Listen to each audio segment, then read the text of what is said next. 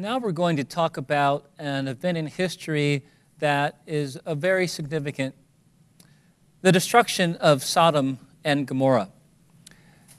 In Genesis chapter 18, verses 1 through 2, it says, "The Lord appeared again to Abraham near the oak grove belonging to Mamre.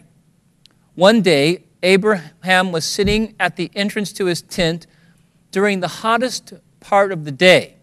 He looked up and noticed 3 men standing nearby. When he saw them, he ran to meet them and welcomed them, bowing low to the ground. Then the men rose from there and looked toward Sodom, and Abraham went with them to send them on the way. And the Lord said, 'Shall I hide from Abraham what I am doing? Since Abraham shall surely become a great and mighty nation, and all the nations of the earth shall be blessed in him. For I have known him, in order that he may command his children and his household after him, that they keep the way of the Lord, to do righteousness and justice, that the Lord may bring to Abraham what he has spoken to him.' And the Lord said, 'Because the outcry against Sodom and Gomorrah is great, and because their sin is very grave, I will go down now and see whether they have done altogether according to the outcry against it that has come to me, and if not, I will know.' Abraham bargained with God, asking God not to destroy the cities if God could find righteous people. This is an example of intercession in which Abraham put himself in between the people of Sodom and Gomorrah and God. God agreed that if 10 righteous people could be found, he would not destroy the cities. This reveals the power of people who live obediently in a covenant relationship with God. In Genesis 18 and verse 32, it says, "Then he said, 'Let not the Lord be angry, and I will speak but once more. Suppose 10 should be found there.' And he said, 'I will not destroy it for the sake of 10. So we see that God inclined his ear to the voice of Abraham's request in sparing the cities.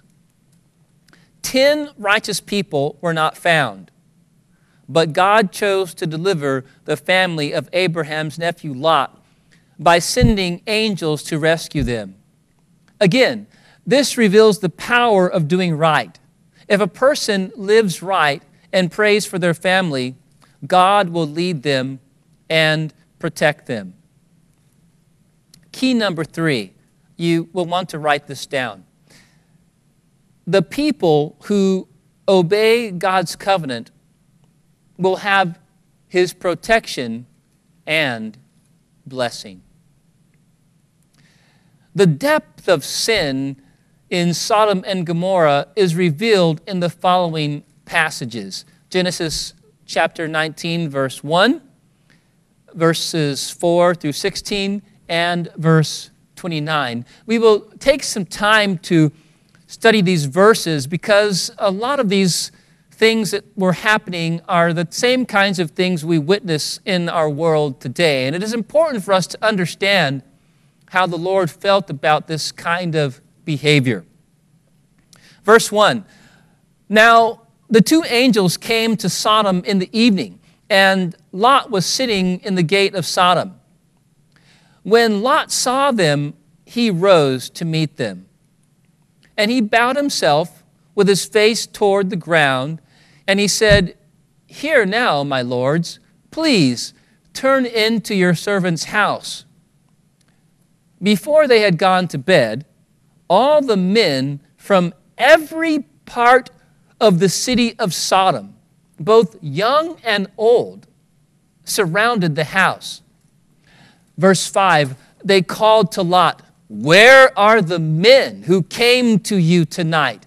Bring them out to us so that we can have sex with them." Verse 6, Lot went outside to meet them and shut the door behind him and said, "No, my friends, don't do this wicked thing. Look, I have 2 daughters who have never slept with a man. Let me bring them out to you, and you can do what you like with them. But don't do anything to these men, for they have come under the protection of my roof." "Get out of our way," they replied. And they said, "This fellow came here as an alien, and now he wants to play the judge? We'll treat you worse than them." They kept bringing pressure on Lot and moved forward to break down the door. But the men inside reached out and pulled Lot back into the house and shut the door. Then they struck the men who were at the door of the house, young and old, with blindness, so that they could not find the door. The 2 men said to Lot, "Do you have anyone else here? Sons-in-law, sons or daughters, or anyone else in the city who belongs to you?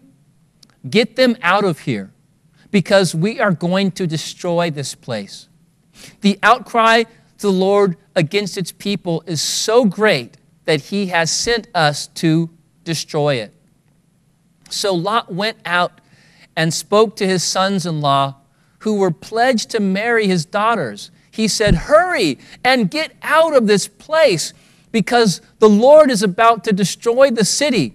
But his sons-in-law thought he was joking. With the coming of dawn, the angels urged Lot, saying, "Hurry, take your wife and your 2 daughters who are here, or you will be swept away when the city is punished." When he hesitated, the men grasped his hand and the hands of his wife and his 2 daughters and led them safely out of the city, for the Lord was merciful to them.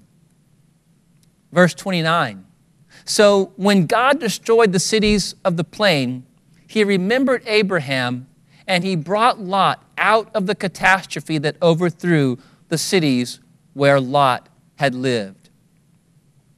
And we can see in this passage that Lot's to-be sons-in-law, they thought he was joking. And the people who had surrounded the house, they were so overcome with their desire to commit a vile sin that they were going to break down the door of Lot's home. But it was because of Abraham's prayers that Lot was delivered. And we can see from Lot's behavior, he even hesitated to leave with the angels that were sent to deliver him. Jude verse 7 says it this way, "And don't forget Sodom and Gomorrah and their neighboring towns, which were filled with immorality and every kind of sexual perversion. Those cities were destroyed by fire and serve as a warning of the eternal fire of God's judgment." Indeed, the Bible is very clear about how God feels about this type of immorality. The Bible teaches us to remember Lot's wife. She loved the things of the world more than her relationship with God. And because of this desire, she disobeyed God's command and she died. In Genesis chapter 19, verse 17, it says, "So it came to pass when they had brought them outside that he said, 'Escape for your life. Do not look behind you, nor stay anywhere in the plain. Escape to the mountains lest you be destroyed.'" Verse 26, "But his wife looked back behind him, and she became a pillar of salt." There's a reason where it says in the Bible to not lay up for yourselves treasures on earth, where moth and rust doth corrupt, and where thieves break through and steal. And Matthew 6:21 says, "For where your treasure is, there your heart will be also. Key number 4, serve God 100% and never look back. There are times when we need to put our focus on things above, things that will cause us to draw near to God and not on the things of this world. Let's turn now to look at what happened when God fulfilled his promise to Abraham and Sarah. Isaac was born when Abraham was 100 and Sarah was 90 years old. Genesis 21, verses 1 through 5. And the Lord visited Sarah as he had said, and the Lord did for Sarah as he had spoken. For Sarah conceived and bore Abraham a son in his old age, at the set time of which God had spoken to him.